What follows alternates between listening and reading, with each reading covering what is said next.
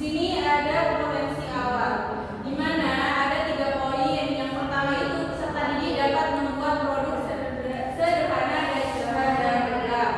Yang kedua, peserta didik dapat membuat satu karya seni kerajinan dengan memanfaatkan sampah. Jadi siswa bisa memakai sampah di lingkungan sekolahnya, ya seperti botol atau kardus dan semacamnya. 3, peserta didik mampu mempresentasikan hasil karyanya dengan percaya diri. Jadi peserta didik itu percaya diri akan hasilnya akan bermanfaat di lingkungan sekolahnya ataupun di lingkungan rumah. Yang kedua, tujuan pembelajaran. Di mana di tujuan pembelajaran di sini ada 3 poin. Yang pertama, peserta didik mampu menjelaskan minimal 3 permasalahan lingkungan di sekitarnya. Jadi peserta didik di fase B di sini bisa menjelaskan tiga permasalahan lingkungan sekitar, ya pastinya di sini sampah dan semacamnya. 2, peserta didik mampu membuat satu produk daur ulang yang bisa bermanfaat. Yang ketiga, peserta didik mampu mempresentasikan proses pembuatan dan manfaat produknya. Yang ketiga, materi pembelajaran. Di pertemuan pertama di sini mengenal masalah lingkungan. Yang kedua, pengkajian permasalahan lingkungan. Yang ketiga, jenis-jenis masalah lingkungan. Yang keempat, sampah, dan terakhir solusi. Di pertemuan kedua di sini merancang solusi kreatif. Yang pertama di sini ada teknik daur ulang sederhana.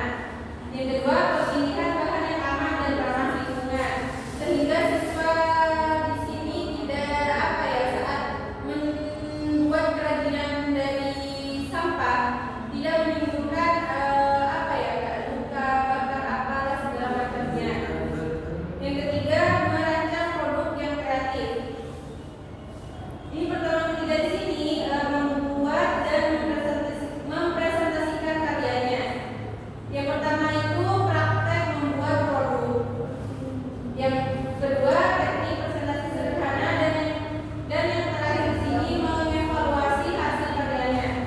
Baik, selanjutnya akan saya pasrahkan ke materi selanjutnya. Baik, untuk selanjutnya yaitu ada metode pembelajaran, yang dimana kita menemukan 4 metode.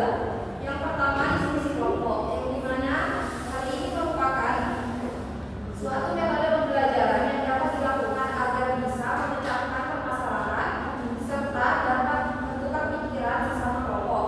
Yang kedua, observasi lingkungan, yang dimana hal ini merupakan suatu proses pengamatan secara sistematis terhadap suatu permasalahan yang ada di lingkungan sekitar. Yang ketiga yaitu ada demonstrasi, yang dimana hal ini merupakan suatu kegiatan yang dapat dilakukan sekelompok orang agar bisa menyampaikan pendapat atau protes secara damai kepada semua pihak. Yang terakhir yaitu ada presentasi, yang dimana ini merupakan metode yang dapat digunakan dalam menyampaikan informasi, ide, atau pesan kepada audiens secara fakta. Lanjut ke langkah-langkah pembelajaran, di mana di sini saya akan membahas 3 poin. Yang pertama yaitu pendahuluan kemudian ini dan bentuk, di mana di pendahuluan itu sebelum guru melakukan kegiatan pembelajaran, guru memberi salam terlebih dahulu. Nah, kedua itu guru menyuruh siswanya untuk berdoa. Nah, terakhir guru itu mengecek kehadiran siswanya.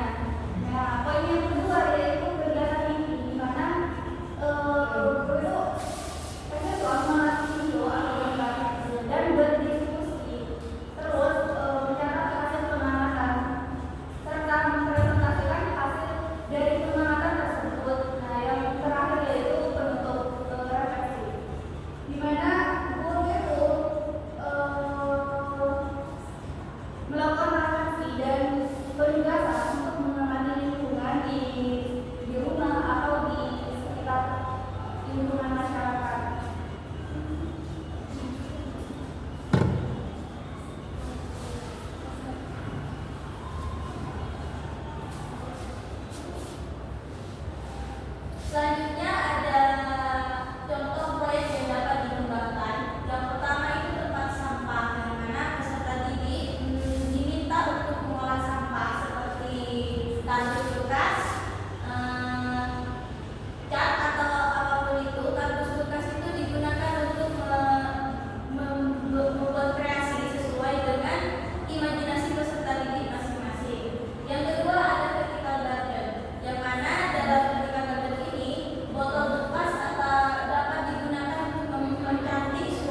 ruangan atau suatu tempat agar dapat kelihatan lebih menarik dipandang.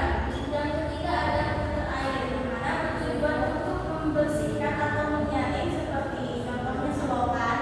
Diberikan filter air agar sampah-sampah itu tidak diteruskan tersaring ke tidak terus mengalir ke tempat yang lain, jadi tersaring ke tempat tersebut. Jadi sampah itu dapat dibersihkan di kemudian harinya.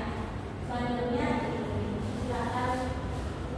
Selanjutnya untuk penjelasan pada kriteria penilaian. Yang pertama pada sampah 40%.